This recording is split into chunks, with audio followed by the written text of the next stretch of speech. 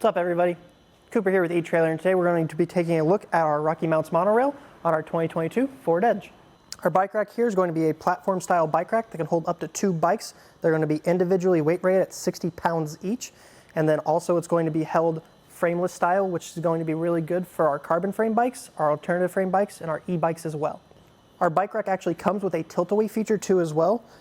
In order to do that, we're just going to engage our handle right here, kind of slowly but surely lean our bike away. That's going to allow us access to lift our trunk up, get in the back here for anything we may have, shoes, helmets, those sorts of things.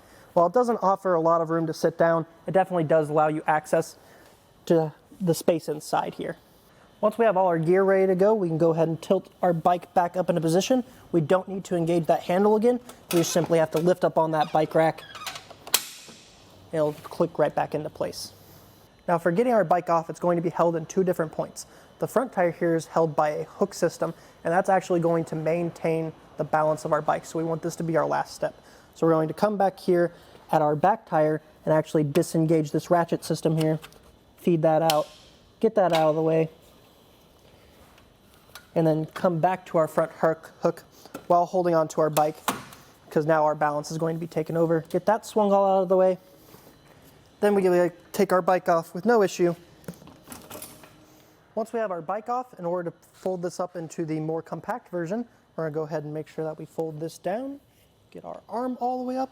If we want to, go ahead and collapse that, and then ratchet this all the way in.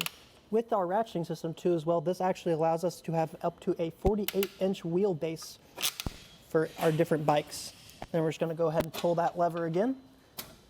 And then it's a little stiff, but just push it all the way up until we hear that clicking sound. Now to get some measurements, we're going to go ahead and put it back into the bike position. Since this is primarily how you're going to be driving it, we're going to take our tape measure, put it to the edge of our bumper, and look for that longest point coming outward. And it looks like it's going to be about adding 32 inches onto the car. Now dropping down here, we're going to look at height for our clearance, and we're going to take a look at the knob here. And that looks like it's going to be adding about 18 inches for ground clearance onto the vehicle. Now to get some measurements for that compact position, we're just going to go ahead and take that lever, fold it back up, and then again, just touching it to our bumper, looking for that furthest point out. And that looks like it's going to only be adding about 12 inches.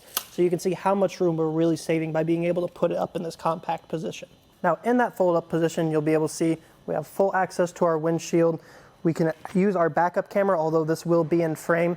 When we are in reverse though, those sensors for our backup are going to be constantly ringing because of how close our rack sits to our bumper. Our bike rack here is going to fit inside a 2-inch hitch like on our Ford Edge, held in place both by our Anti-Rattle Bolt, and that just helps give it less sway while we're driving, and this lock here, which helps keep our bike rack on our vehicle if we were to ever leave to go into the grocery store or something similar. The Rocky Mounts MonoRail overall is a pretty good bike rack. If you're looking for something with just a couple more features available though, I would go with the Kuat Envy. But that was a look today here at our Rocky Mounts MonoRail on our 2022 Ford Edge. I'm Cooper, thanks for watching.